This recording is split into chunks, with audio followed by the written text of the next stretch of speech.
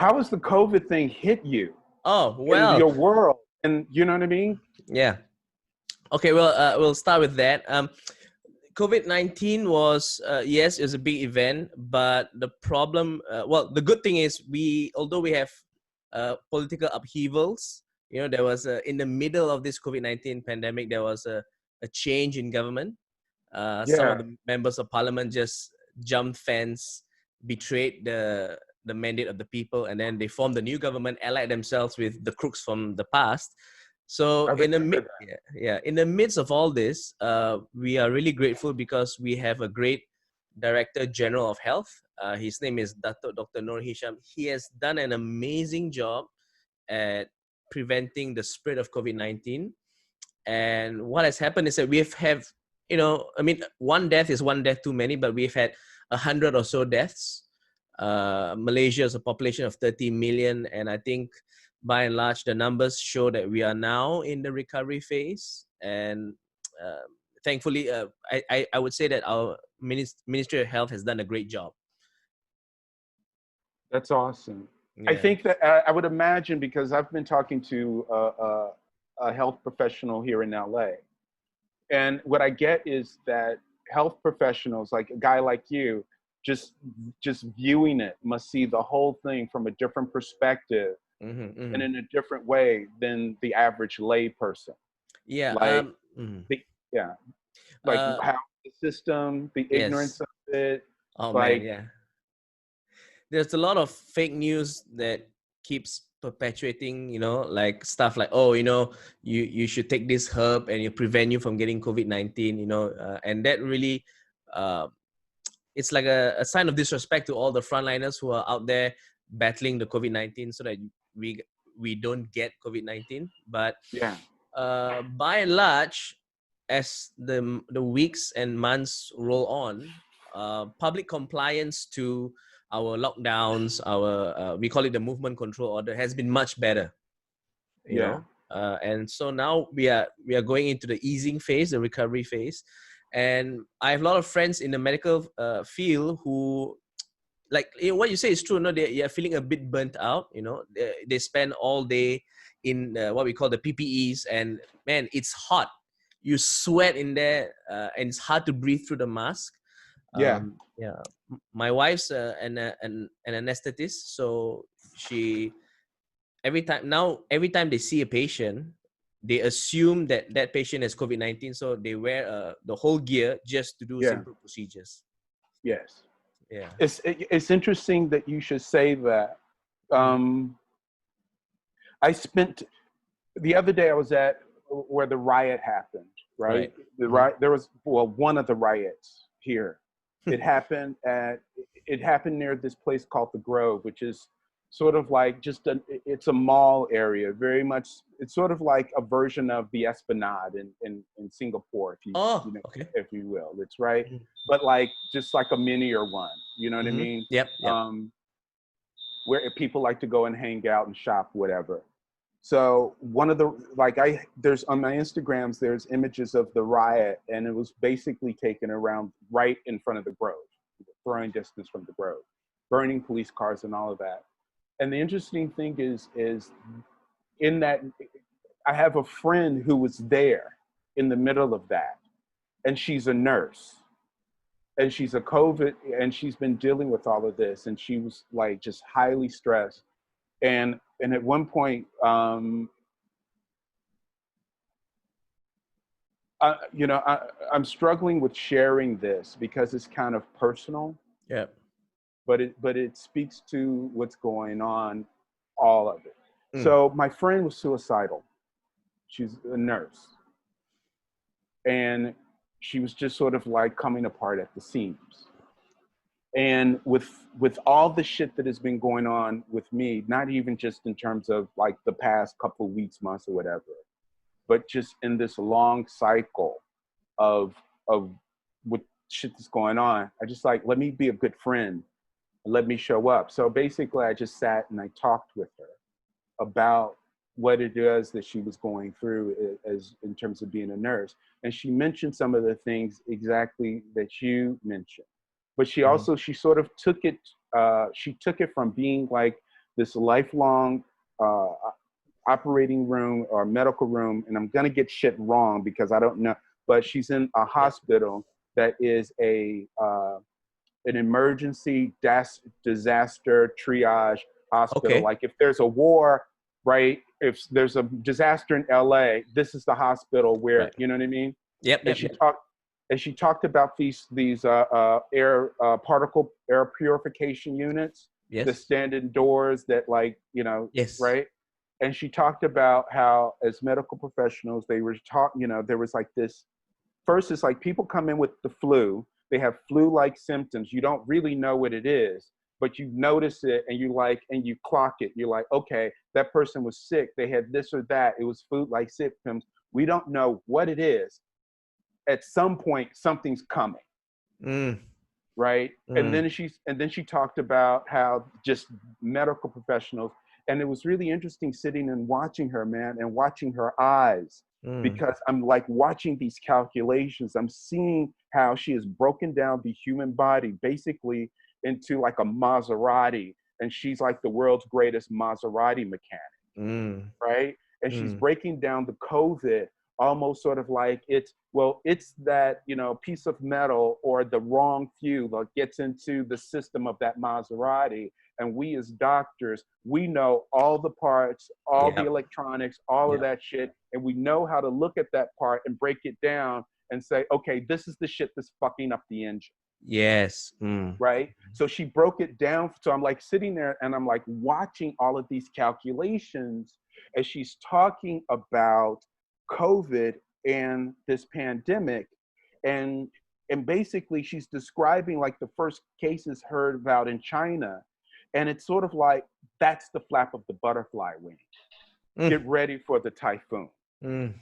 Right? And as a medical professional, she fucking knew that right off the bat. She's like, okay, that's the flap of the butterfly wing. We've been catching like little bits and but that's what it is. And so then they start talking, the medical professionals, they start talking about, okay, what do we have in stock? What are we gonna need? How long is it gonna be for this or that to show up? Right? Da da da da da da da. Right? And then the people start coming in. And she says that what people don't get is like, yeah, okay, it's like the flu or whatever like lay people want to say.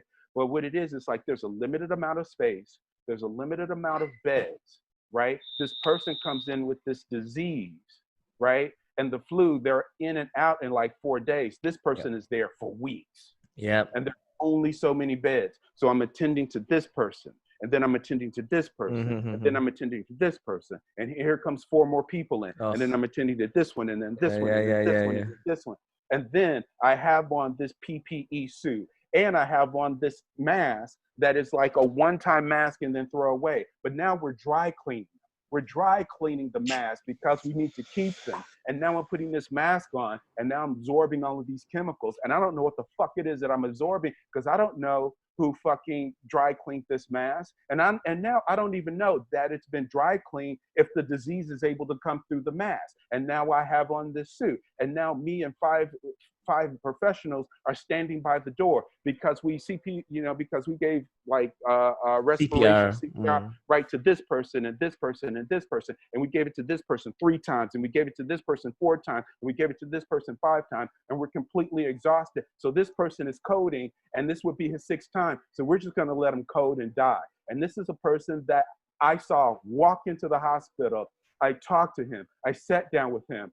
Right? And then I have to look at this sheet of paper and I'm looking at his gases and I'm like, dude, you're gone. You're sitting up. You're talking to me. You're looking at me and you're gone. And you're Mm. gone. And now I have to give you this information. And now I'm looking at your face. And now I'm looking at you, realize that you've pet your dog for the last time.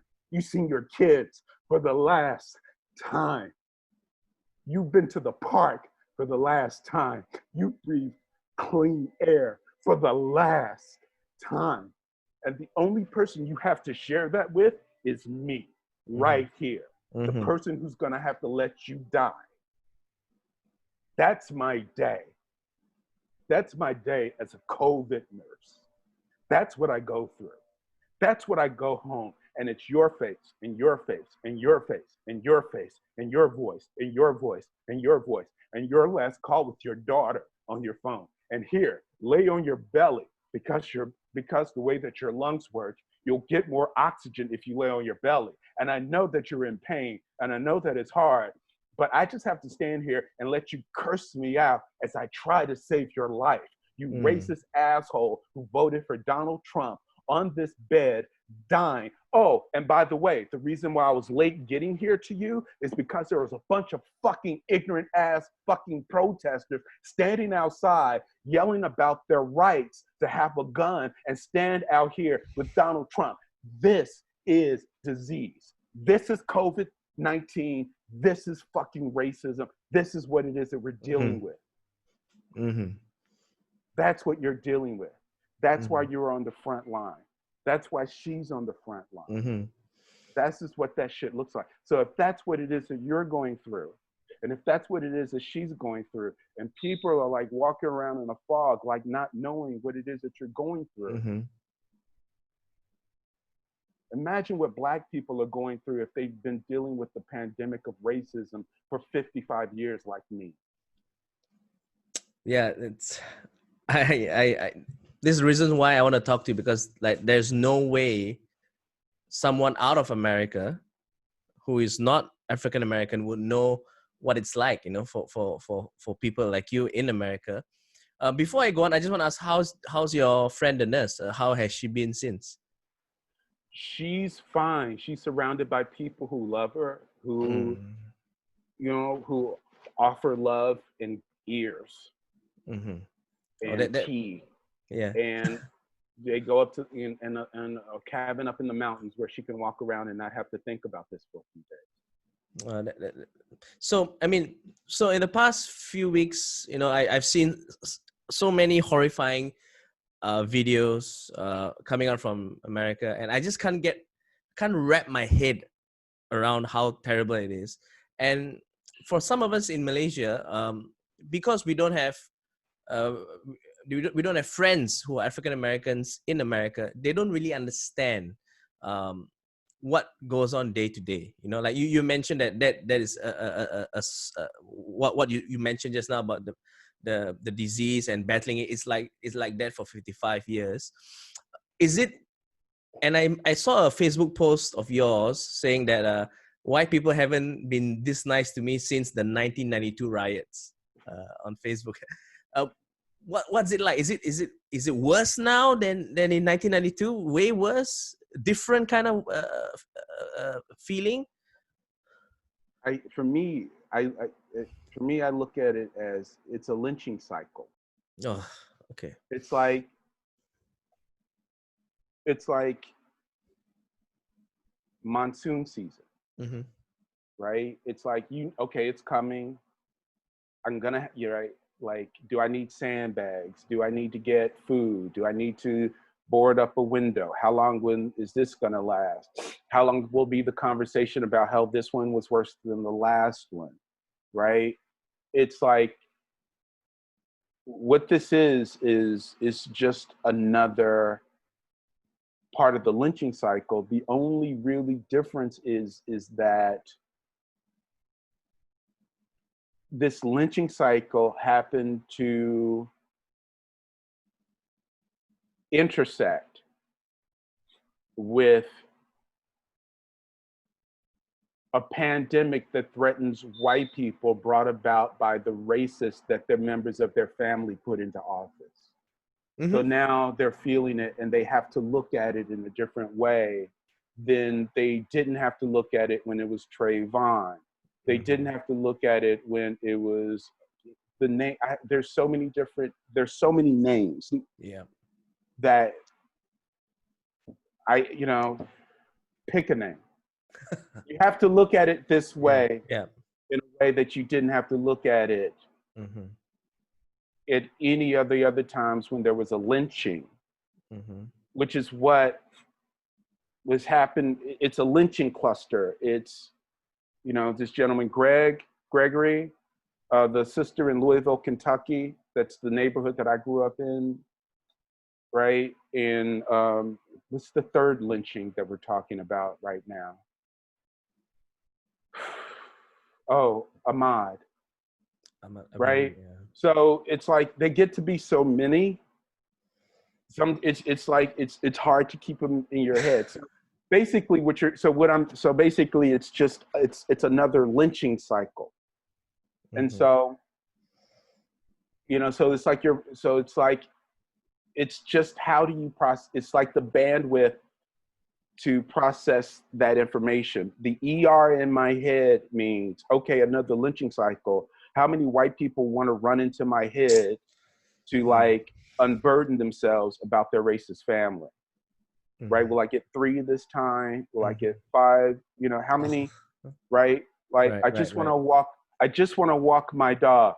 Hey man, this thing that you and your people are going through, I just want you to know that I'm really with you. And okay, yeah, I get it. Thank you. Okay, now what do I do? Do I just try to make him feel stupid for saying you people? Do I just try to keep him out of my head and go about my day? Right? And then I think, okay, my humanity says, I saw this guy try. I saw him look at me. I saw like that flicker in his eyes when he said you people. Right? And now he's trying to just keep up and like offer an opening for connection, for understanding. Yeah, now the black people in my head are like going, fuck that cracker, right? I was like, energy, compassion, wisdom, courage, move through life. Okay, so, and don't make it about you. Okay, make it about the black kid that when this white dude is having a bad day, right? Make it about that 14-year-old black kid that this white dude, right, who's trying to open up his heart to me, like when he's having a bad day, when he sees that 14-year-old black kid, just think about who he's going to be in that moment.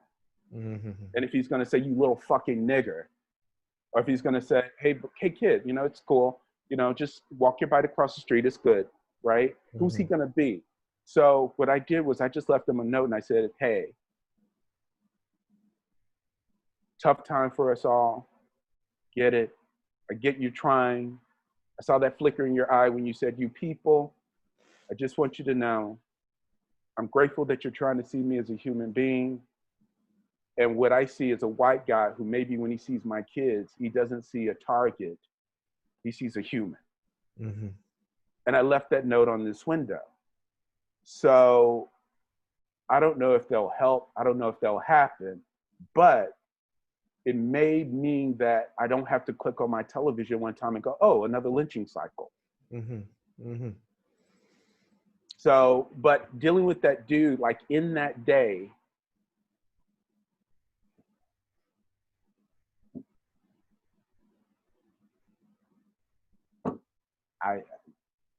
how many dudes hit on a beautiful girl in a single day? 3, 4. You're a hot woman. You're a beautiful woman. You have on a short skirt. You're showing like how many guys hit on you in a day? How many days do you have to go, right?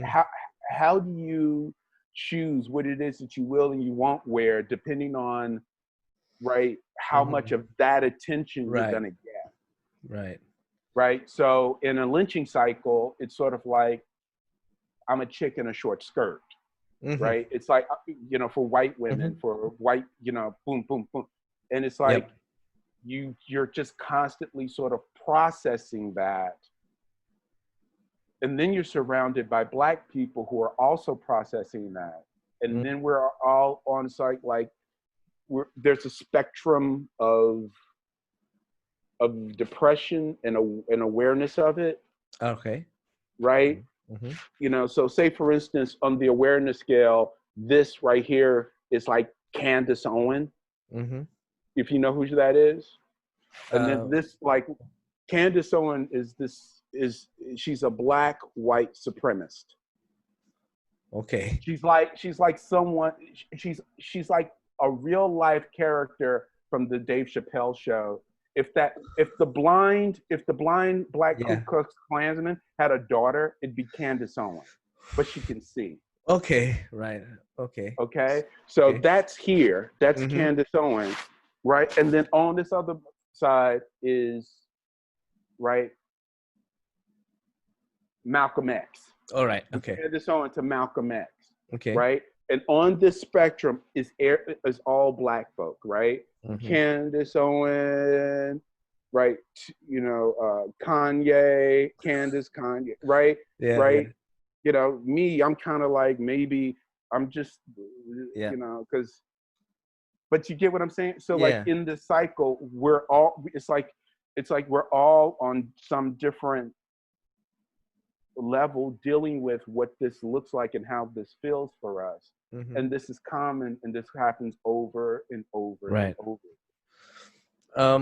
So I mean, just listening to you, I mean, I'm almost at a loss for words because how you're dealing with it. I mean, it's hard to imagine like, okay, this is not something that is a trending hashtag. This is not something that is just a news cycle. It's every day. It's every day for 55 years of your whole lives. You know, it's hard for me to trying to process it. And the reason why I wanted to reach out was to ask this very simple question, but it's a question which I think it's hard for us, not in America, to answer, which is how can we be a good ally to the Black Lives Matter movement?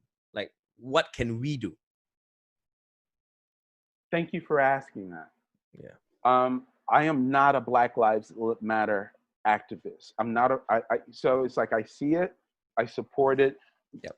I hashtag it. Mm-hmm. But if there are like meetings as to how to lead the protest, or I'm not a part of that. Mm-hmm. Mm-hmm. So, but what I can offer is what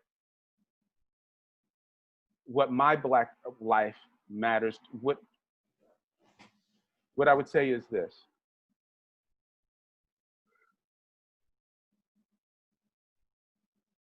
first and foremost, accept the reality that racism is a living thing, Mm-hmm. real, living thing. Mm-hmm. It is a disease. Mm-hmm. It is a psychological organism. It is Mm-hmm. a disease of the human. Racism is a disease of the human soul. Yep. It's a disease, and so get that and just sort of accept that Mm-hmm. that it's real. And so if a Black person says, "I've experienced this racism," don't say that they're pulling the race card. Mm-hmm. Don't do what I call benevolent gaslighting, Mm-hmm. especially if you're white. Mm-hmm. Because the truth of the matter is, what I'm describing for Black people, I've seen Malaysian people and Malay people suffer the same thing. Mm-hmm. I've seen a Malay young lady experience racism at the hand of her British boyfriend. Mm-hmm. Right? Mm-hmm. It's racism when I look at Malaysian commercials, and it's about a beautiful Black woman Mm-hmm. not being loved by a Malaysian prince until she puts on a skin lightening cream. Right. Sorry, Right? sorry, B.Mark, my camera has run out of battery, but anyway, we just keep going. Okay, just keep going. Okay. Sorry, yeah. But I'm in on this. Just keep going. So yes, So I'm saying like Yep. it's like when you say racism, it's like racism, Black America. It's like COVID isn't just America. COVID is a disease and it's global. Racism is a disease and it's global. Yep. And so what I would say is just the first thing is to recognize that, and then possibly in conversations where you see that pop up, it's not even about shaming a white person or trying to make a white person feel bad. Mm-hmm. But it's about just sort of acknowledging the truth. Like, actually, that's a real thing. You may not get it, but that's a real thing. However you want to deal with it, Mm-hmm. that's a real thing. Right. And so in Malaysia, like I'm glad you brought up Malaysia because a lot of people in Malaysia, not a lot of people, but a lot of people, enough people, they happily jump on I hope I'm using the right word. They happily jump on the Black Lives Matter hashtag, like, oh yeah, justice, whatever. But they themselves would say contradictory things when it comes to things happening in our own country. Like not even a month ago, we had a Rohingya refugees. They wanted to come into our country, but the boat was not allowed to dock on Malaysian shores, and 33 or 34 people died on the boats because they just couldn't reach land, including women and children. So how do we process this, like contradictory statements by people who say, yeah, hashtag Black Lives Matter, but then again, when things happen in our own country, they just it's different. It's like equality for some people, but not for these kind of people. I understand. I see that and I wonder the same thing.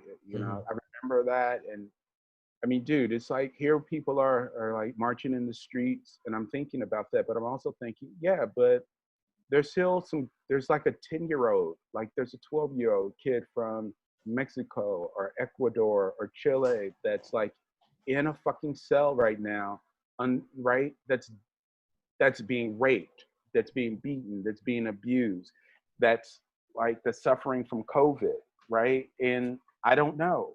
I think that Jason, brother, I don't know. It's like I said, racism is a disease, and it's a global pandemic. And yeah, and the brothers and sisters from Rohingya, right? It's like, Yeah. I think that what I would say is, if you are a person of faith, I would say lean into that faith and lean into the part where it talks about compassion and brotherly love. Yep. I would say, like, and I wouldn't even say brotherly love. I would say being love.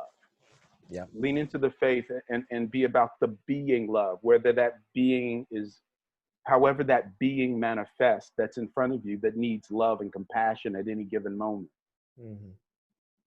That's what I would offer. I'm watching, I'm looking at your face right now, and I can see that there's a mix of emotions, but the one thing that strikes me is you look not physically tired, but as you mentioned earlier, like fatigue. Like if it's like you've been, it's like, I remember when we met in Singapore. I mean, you were this really jovial character. We were talking about relationships and how, remember, it's like some girls that come along in your life, it's a different kind of boat. This could be the cruise ship. Remember that? Yeah. I talk about lifeboat relationships and relationships and lifeboat relationships. Yeah. I remember. And now the conversation has taken a dark turn, but I see fatigue in you. Have you been inundated with a lot of this, with so much trauma that you feel mentally exhausted? Is it exhausting just being in where you are right now? It's very, I mean, yeah, it's very exhausting.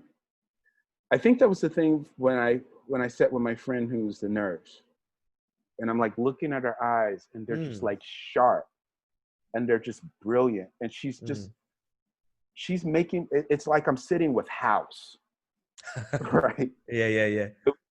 And it's like she's just like doing all of these calculations, and she's talking about, if the bullet is in the shoulder and it's between this muscle and this muscle, and then and then there's this tingle in the finger, then I know that it's this. And yes. Right. And it's like, and I'm like watching this brilliance, but then I'm just like watching this exhaustion. Yeah. Right. I'm watching just this sort of like, and I'm sitting there and I'm like thinking, oh my God, it's like this, I guess this is what it felt like when people are like talking to soldiers on the front line. Exactly. Right. This woman is like PTSD. PTSD, right? She's talking about like people are coding, and it's sort of like, I got to get on all my PPE, my PPE. Yes. She's like, I got to get all that shit on to go into the room to help this person. It's going to take me X amount of seconds or minutes to get all of this shit on, to get into the room. Will they be, it's like, and like what I'm looking at in her face is that. When I'm looking at in her face is, okay, I'm really thirsty. I'm dehydrated. I've been wearing this PPE. I've been running. I've sweated all out. I'm bathing in my own sweat, but I need to drink water. But I'm going to be in this room for 3 hours. And if I drink the water, I'm going to need to take a piss. And then I'm going to have to take all of this off, but I won't be able to take it off because I'm in the, it's like that constant processing while you're trying to process how to keep the person alive. Yeah. I feel like I'm constantly trying to process how to be normal, how to talk to you like a rational person. And then I'm also processing all the shit that I'm just experiencing or seeing it and in real time. If you, let me like read something to you. Okay. Just this morning, like waking up and turning on the news.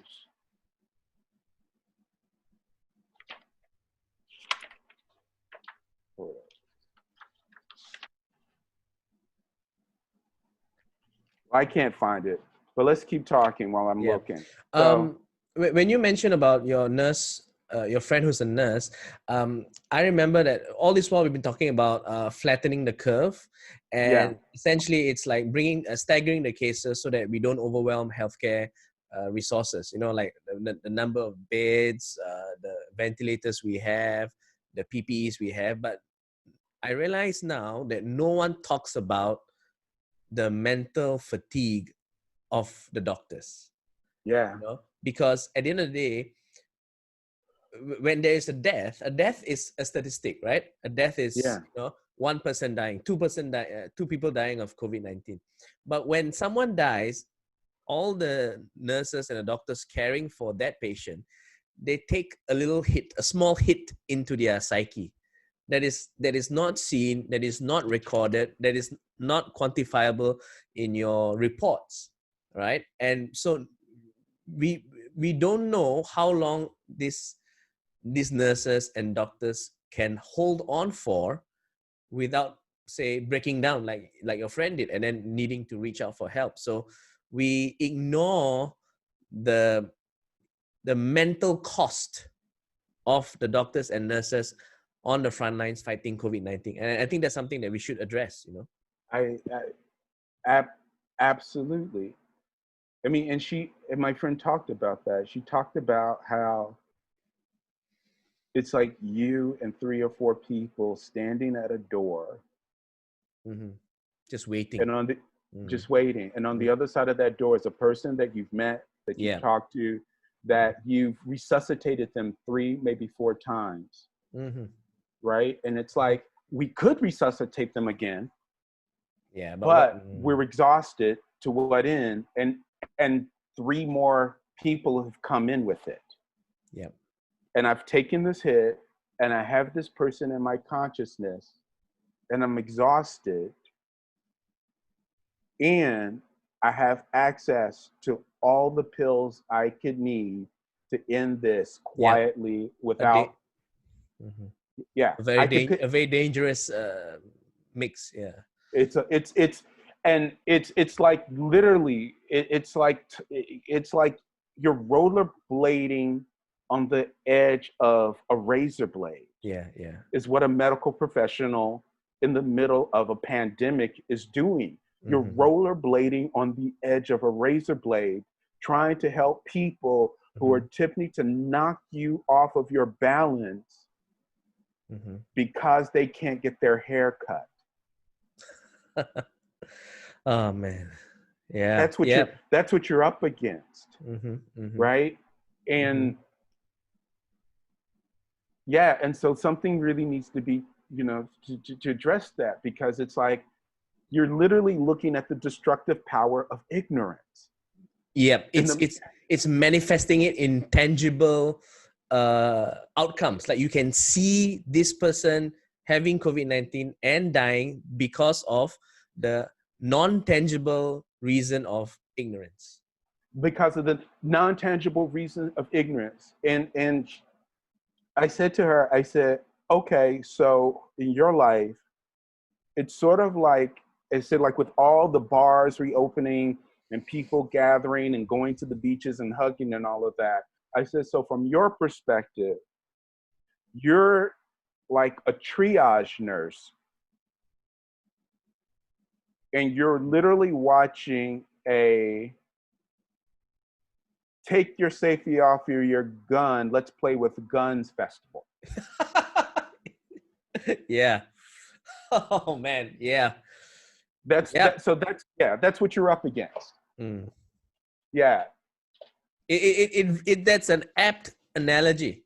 It really is an apt analogy. Um, I wanted to ask you.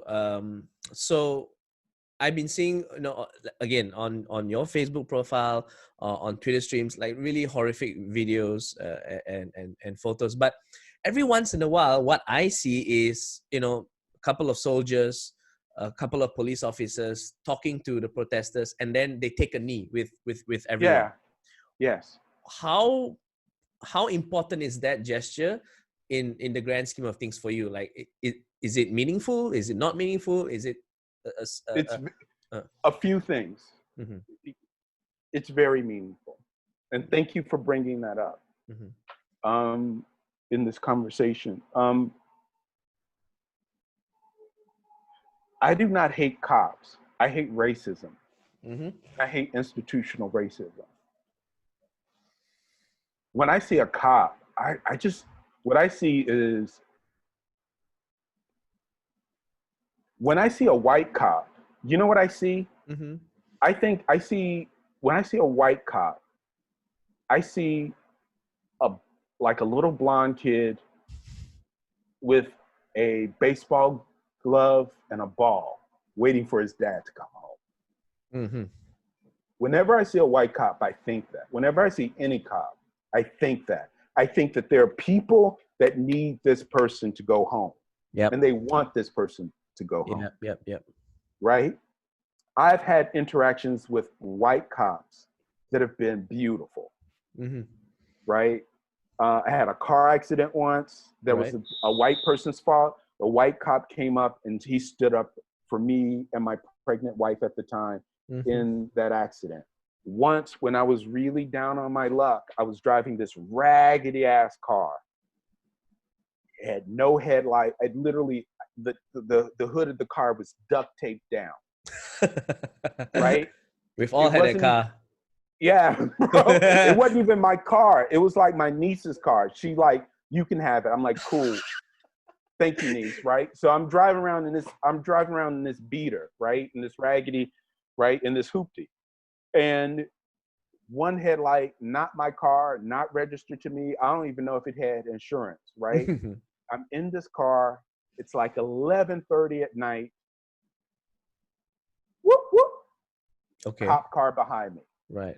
I'm like, I'm fucked. Yeah. Right? Cop pulls up. I'm just sitting in the car. I'm like, I'm broke. Right. I'm trying to get home.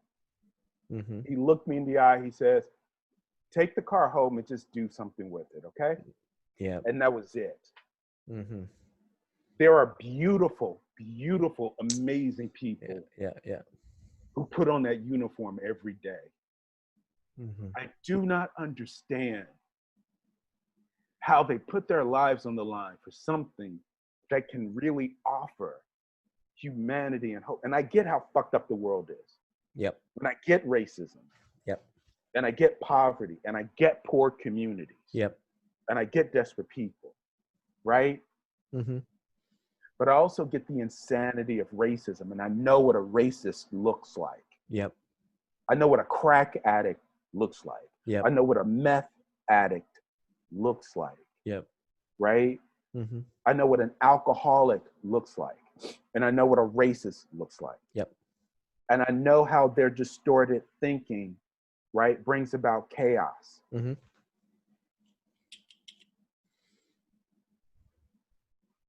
That poison energy within the system, it has to be shifted and changed in order for it to change. But what you're saying with Donald Trump is like, oh, no. This system is perfect. This is exactly how it's supposed to look. Yeah. right? Yeah. So it's like, oh, okay, so then you mean that we're in the middle of a dystopia. This is a racial dystopia that we're existing in. Yeah. And Yeah. you're just a good white person in the middle of a racial dystopia deciding Yep. not to do anything about it, Yep. right? Mm-hmm, Like mm-hmm. that Kevin Costner character in a movie who realizes that he's surrounded by racists, but he's just going to ignore it until what? The beautiful black girl that he is in love with gets raped, and then he has to, right? You Yeah. Yeah. think in Yeah. terms Yeah. of Yeah. Yeah. movies, Yep. Yep. Yep. It you doesn't make think in sense. terms, Yeah. it doesn't make sense. Yes. So I think that leads to my other point that, like when I see Twitter America, what I see is some people just, yeah, Donald Trump's the best. You're the best president we have. These are literally people tweeting that this guy, out of all the other presidents, is the best president America has ever had, ignoring all the hard facts in their face that clearly he's nowhere near the best president America has ever had. And I think this is part of a larger problem where somehow or other it's now okay for humans anywhere, America, Malaysia, Singapore, Hong Kong, to just ignore facts and continue perpetuating the status quo, which is what the facts do not support. It, like you said, it doesn't make sense. Addiction doesn't make sense. Mm-hmm. Okay, imagine, look at it like this. Racism is cocaine. Mm-hmm. You put a pile of cocaine in front of a coke addict, Mm-hmm. and you say, if you walk through that door right there, you get your wife, you get your kids, you get your house, you get your business back, right? Mm-hmm. You get all of those things, Mm-hmm. right? Or you can go through that door where your coke addict, where your drug dealer is. You can snort this coke, which is racism, and then you can go through that door where your drug dealer is, Mm-hmm. which is Stephen Miller and Donald Trump. Yep. Yep. Right? So the drug addict is going to rationalize snorting the coke. Yep. Right? And you're going to sit there incredulous, like, how can you rationalize the snorting of that coke? I just told you your wife, your kids, your home, your business were behind that door. Mm-hmm. It's like, because this racism is fucking great to me. Yep. I love racism. Mm-hmm. Right? And if it, yeah. And at least I know it. Yeah. And then in that example, the addict will choose the cocaine, and then a few more addicts will come into the house as well, asking where's the cocaine. Where's the cocaine? Yeah, let's have a coke party. I heard there was cocaine here. I heard there was racism to be had here. Where is it? It's, you know where it is? Mm-hmm. I just need to slow down. No, take your time, brother. Yeah, I just need to slow down. It's not live. Take your time, yeah. Yeah. Yes. And so, when I turn on the news, and it's funny, right? We're a comedy show. You know what? We're gonna go to a Trump rally and we're gonna talk to, race addicts. Yeah, we're gonna talk to race addicts, racism addicts. Yeah. And ha ha ha! Look, they said something really ignorant. They said they contradicted themselves and they don't even get it. Ha ha ha! They're so stupid. Isn't it great how the racism is stupid and it's way over there, and I don't have to deal with it as a liberal doing this television show, showing the world how racist those other people are. Hello, B.Mark, right? And so it's kind of like comfort food, right? Where the liberals, including myself, we watch this, like, oh, let's interview the MAGA fans at the Trump rally. They're stupid. No way am I as stupid as them. Look at all of us here. We are all cool and smart and progressive. Well, those people, they are all red hat wearers. They are that side. They're fucking stupid, right? It's like cocaine for us also. Like, it validates our existence. Speaking about comedy, I met you in comedy. do you watch any comedy shows during this period to like, so, or you just kind of like, no, I need to not watch any comedy for now? You know, I watch what I just watch what allows my brain to relax. Yeah. I just watched the anime Parasite, you Wow. know, and I just, you know, and it was really interesting because I had no idea what it was. But then it really it talks in about sociopathy, Uh-huh. right? It's about like the sort of like the flat need to do exactly what it is that you need to do to survive and what it means to be a predator. Right. And I was like, you know, that was really interesting. And, you know, like watched Black Mirror. And it was like, it was interesting because it was an episode about dating. Mm-hmm. And it's like you meet a person and you really like them, but the app says you only spend 12 hours with them. And then and then you follow the app and then you deal with another person. And I'm like watching this, I'm like, oh, this is really interesting. And then my brain goes, hey, it's an interracial couple. The woman is Black and female. You do realize that the entire time you've been watching this word bedwench has been silently whispering in your head. Mm-hmm. I was like, oh shit. Yeah, it has. Racism, right? It's like, Wow.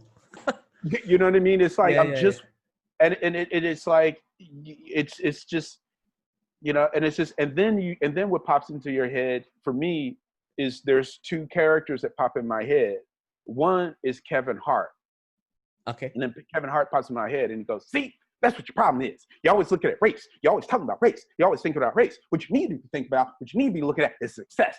You need to get with success. You need to be thinking about, talking about success, right? I was hanging out with Jeff Bezos. Jeff Bezos is success. And I'm going to, right? It's like, Right. oh yeah, okay, I got to be more like that. I got to be more like that. And then the other voice is the white dude with the benevolent gaslighting. And it's like, oh, why are you making it about race? Mm, So can't we just have a tiger beer together? mm-hmm. Can I just talk to you about my Black comic friend who let me say the word nigger, right? It's like, you're Yeah. like, ting, ting, ting, ting. Yeah, yeah, yeah. So that's what it feels like. Right. But yeah, it's like schizophrenia. It's like the multiple voices in your head, all vying for your attention, and you just don't know who to give your attention to. I want to go back. That's exactly what I want to go back and talk about. Like I said, it's a lynching cycle, Okay. right? Yep. And what lynching is, right? We all know it's like it's a public murder of a Black person because they're Black Mm-hmm. by either a white person Mm-hmm. or an agent of the white power structure. Yep. So a Black cop or a Black judge, hi Clarence Thomas, right, Mm-hmm. can facilitate a lynching because they are in service of right, white power structure. Mm-hmm. So in watching these lynchings over and over again, what they manifest as is they are terrorist acts. Yep.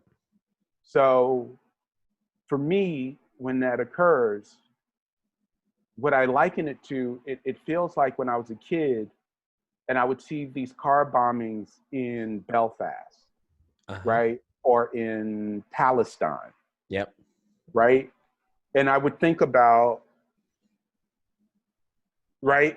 Like you're a kid, you jump on a bus to go to the skating rink, you jump on a bus to go play video games, right? And that bus blows up, right? So like as a kid, I jump onto the bus to go to the skating rink. I recognize the bus. On the news, there's a bus. I think about the Palestinian kid or the Israeli kid on that bus that's like my age, that doesn't have anything to do with it, that's gone now, right? So Yep. that bus, that's how that terrorism, that's how that lynching works for that Yep. society and culture, Mm-hmm. Yep. right? For me, it's the United States government and cops beating Rodney King Mm-hmm. on television, Yep. right? And so that serves the same purpose. So the entire world for me becomes like like walled in Palestine, Yep. right? And so, like you talk about, like, so it's so in order to like function, you're constantly sort of like thinking in this way. Mm-hmm. It's like it's like I say to women, I say, here's the deal for women, for me, not to mansplain, but a parking structure at night appears to a woman in a way that it will never appear to a man. Mm-hmm. An empty parking structure at night means something to a woman, to the average woman, Mm-hmm. right? In a way that you and I walking through a parking structure, my phone, right? I'm not, I'm not looking Yes. for exits. Like I'm not Yes. holding my keys a certain way, Yeah. right? I don't do that, right?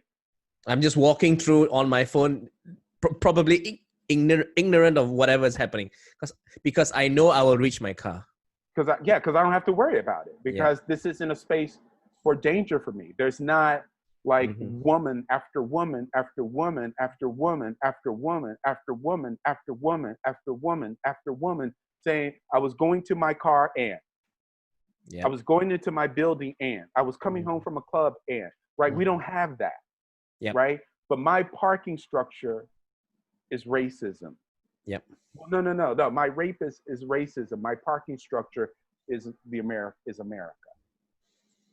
Yep. It's like I said, it's truly terrifying. I can't imagine. Again, it's tough to wrap my head around it. It's tough to put myself in your shoes. I mean, thanks for sharing. I imagine it's not easy to open up. I, I wish that things weren't this bad. I mean, like I said, the stuff I see on Twitter, on Facebook, man, I can't even begin to. I don't even know the words to comfort you, my friend, or anyone out there. I do not know the words. I understand, and I appreciate you saying that. It's a hard thing to comprehend. Mm-hmm. I think that if you've helped me immensely, because you've given me an opportunity. Look, people will argue with me, fight with me, whatever. But you've given me an opportunity to say honestly exactly what this is for me, if nobody else. To honestly say that this is what this looks like. Mm-hmm. This is what this, excuse me, this is what this looks like and feels like. And this is my thought process through this process. And if you can get something from it, and if it offers something, then thank you. And dude, Malaysia, and man, it's such a fucking beautiful place. And the people there, as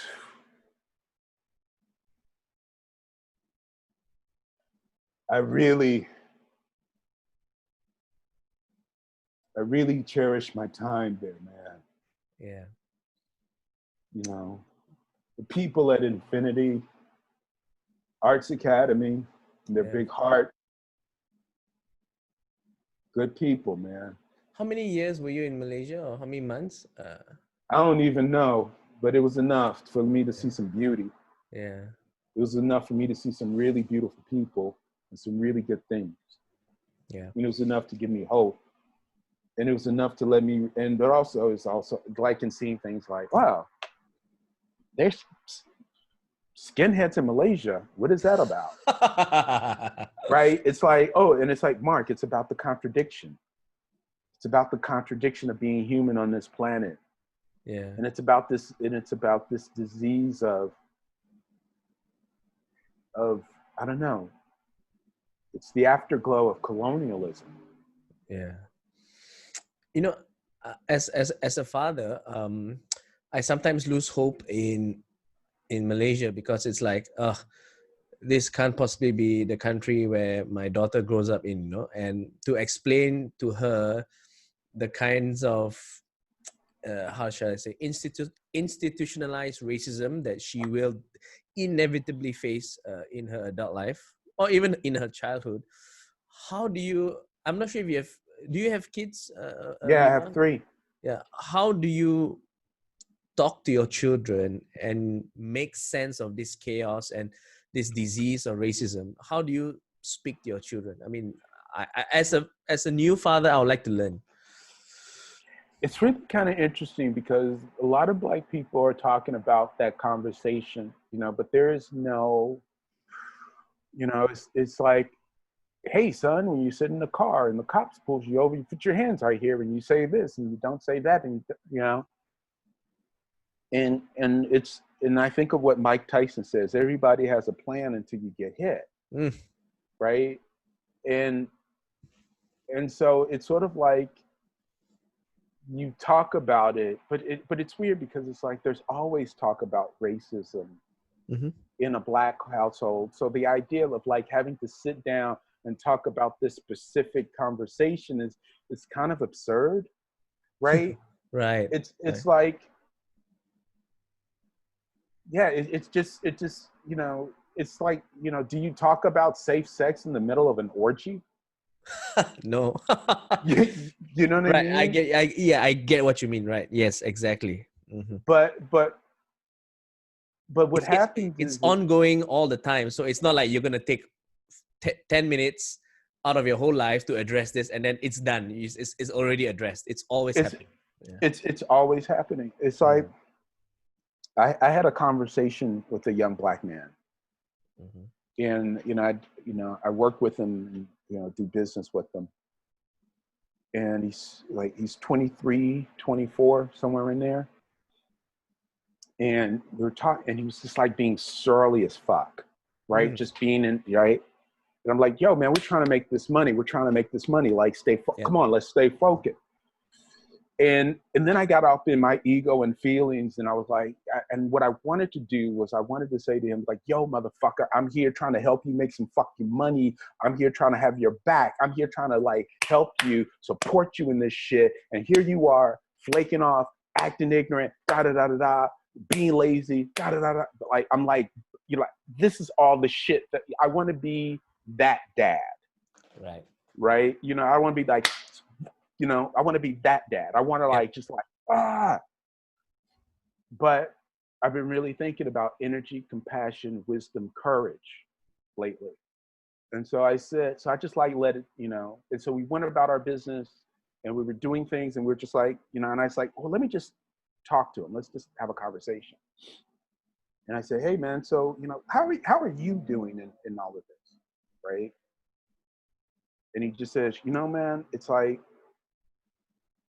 it's like Twitter and Instagram. He's like, I'm not really on Facebook that much, but it's like Twitter and Instagram, and I was in this program, I was in this school, it was all of these people, and they were Black, they were white, they were like all of these different, and we're making art and we're hanging out, we're loving each other, and we're talking and laughing and drinking and right, and like, this is, it's like, and all of a sudden, I'm looking and all of this shit is going on and they're saying nothing.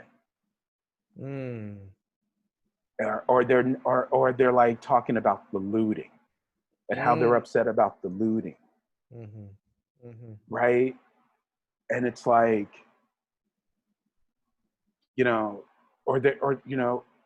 or like they're reaching out to me and they're crying about how it's hitting them. And it's like, and what I thought was, and what I saw was, it's like, I remember this. I remember being on a futon with a woman that I loved who happened to be white.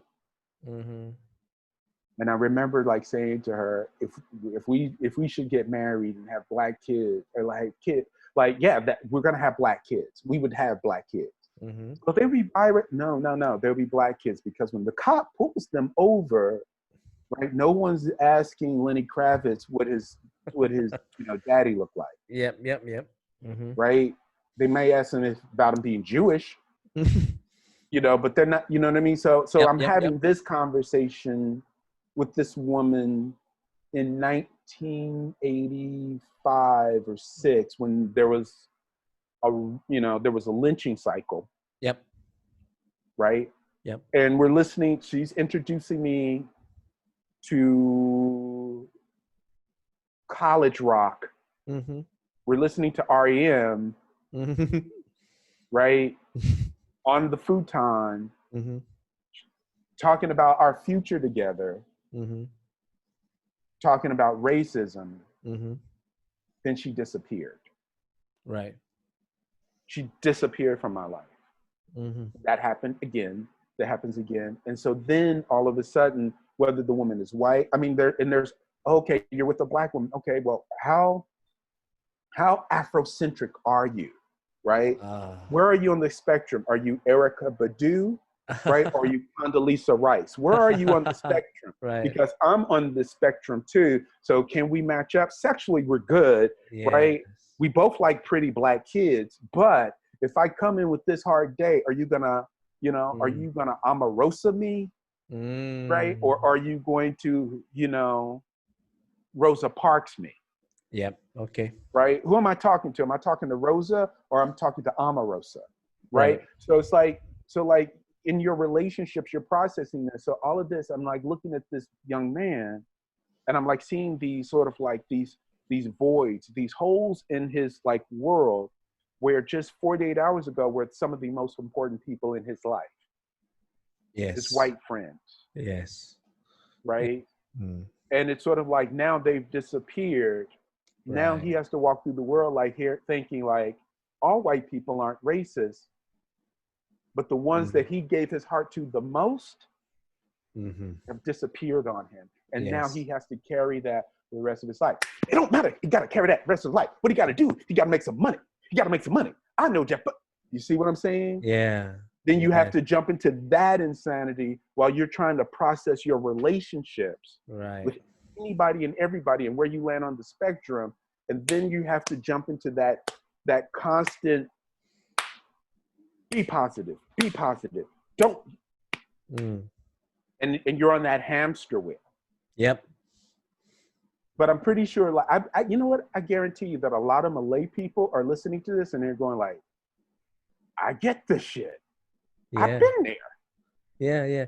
But what comes through is that your young friend, he has gone through like 4 of your exes in like one day. You know what I mean? Like, what I would say is that my young friend is just an open soul attempting to like survive this ugly world. yeah. Yeah. And he's in his reality, he's trying to establish humanity. Yeah.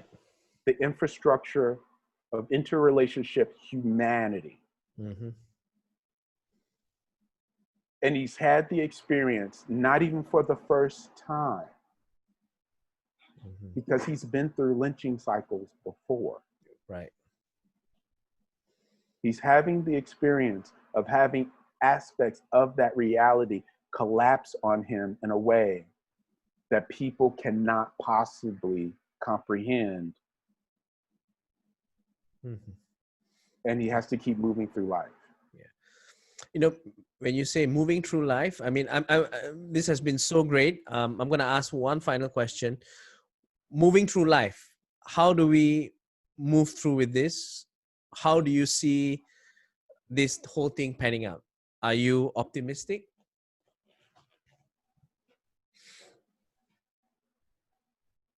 I think a few things.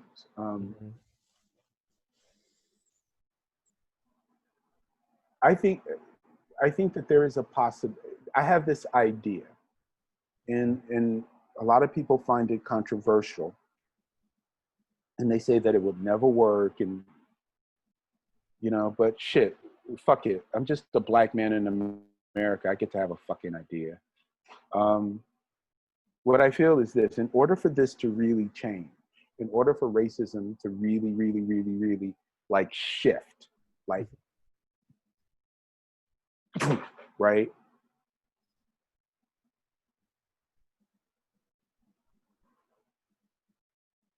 it's going there.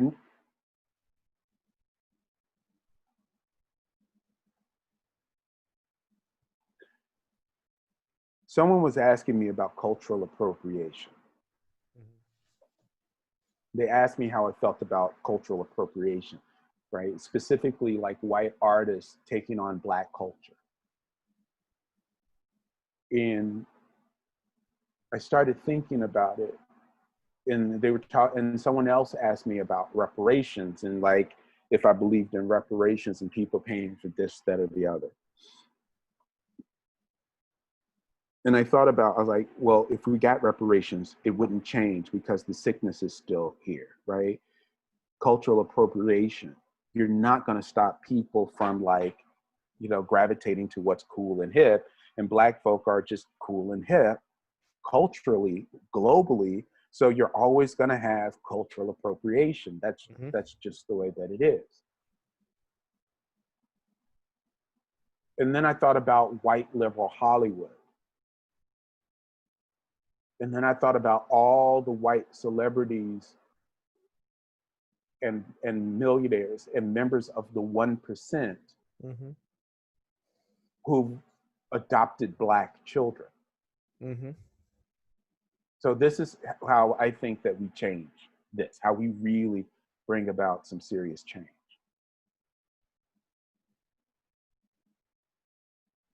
If you can adopt a Black child, and LGBTQ, God bless you, stay strong, stay vocal, keep doing your thing. I support you. From babies to grave. If you're LGBTQ, I support you. If you're a white woman and you can adopt a Black child, and you can accept that child's LGBTQ status, and you can spend money for that Black child to be expressed in that LGBTQ way, and you're willing to look at and take on the bias against LGBTQ kids and people in the world, and you're rich,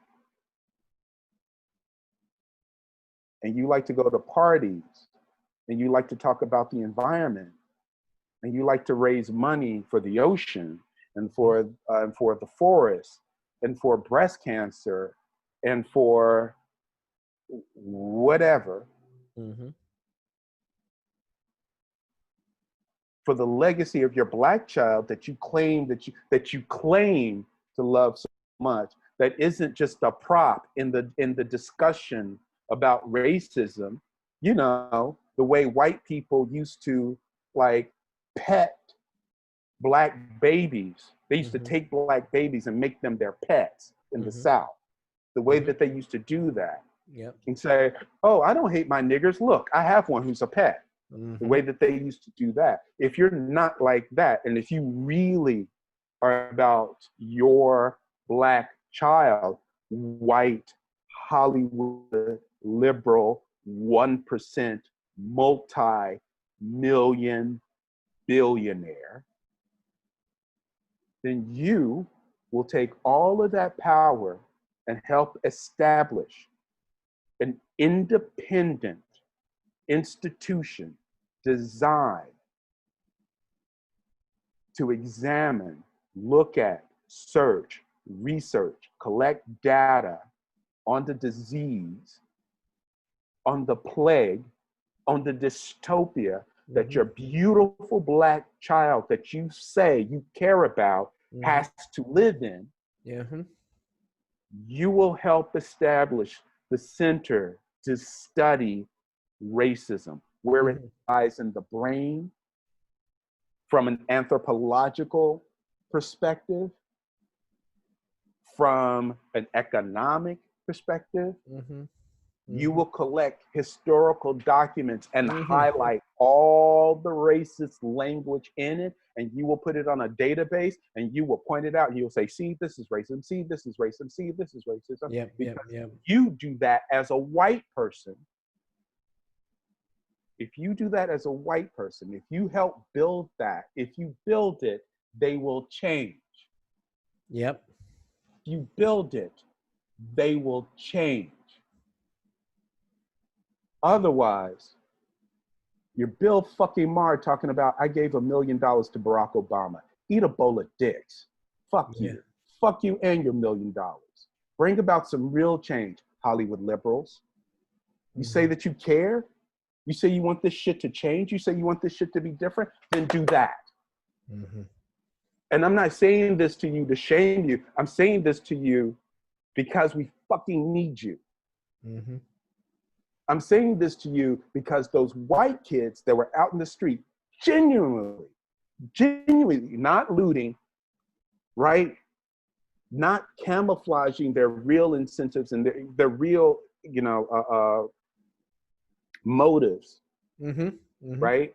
But the white kids that were genuinely out there fighting for the black kids that they love, that are in their life, you will help build that center, because those kids will be able to bring in the racist white kids and say, look, this is what if you want to change shit, do that. Otherwise, get the fuck out of here with your, oh, we're progressives, or, oh, we're, what's that, whatever, however you want to label yourself. It don't matter. Do that. That will bring about a change. At least it will be a shot. It sounds about like a plausible idea, if any. Better try something than letting the plague take. Yeah, why not? Here's the deal. Like, why isn't it plausible if just a regular old dude can launch a fucking spaceship with NASA astronauts on it? Yeah. If he can spend money doing that, if he can spend money building like fucking tunnels through LA, if he can like spend money on whatever the fuck it is he wants to spend money on, dude, they waste money. They like to make it rain in clubs on dancers. They like to waste money that way. Do that. Why wouldn't it be plausible? Yeah. Anyway, B.Mark, thank you so much. This conversation has been, I want to say, it has changed. It changed me a lot. Like great conversations like this. Like again, I can't begin to start thinking of what you are going through. I wish I knew more, and I think conversations like this, where we speak honestly and you open your heart, it really helps me, and you'll hopefully help the people watching. I think only good can come out of conversations like this, and I think we need more conversation. Jason, thank you so very much. I really appreciate you, and I appreciate your intelligence. I love sharing comedy stages with you, man. Yeah. We will soon, one day, bro. One day. Yeah. I was actually going to go to New York. I was planning to come to New York and LA this June, but as you can see, something else came up. So Well, something else came up, and God bless you and all the medical professionals, and the medical professionals that are suffering in this. Yep. I sincerely hope that you have an ear, someone just to like listen to you and to be supportive of you, because you are the tip of the sanity. You are the tip of the sanity in the fight against ignorance and hatred and disease, literally. Yep. So you are the heroes. God bless you. Thank you for your commitment to learn and to help. Right. All right. Thank you so much, B.Mark. Thank you very much. Thank you, brother. And thank you. We'll talk later. Yeah, and when I come to LA next year, we'll hang out. Well, I look forward to, brother. I love you, man. Cheers, man. Thank you. And blessings to you and your beautiful family. All right. All right. Thanks, brother. Thank you so much. All right, man. Peace. Bye.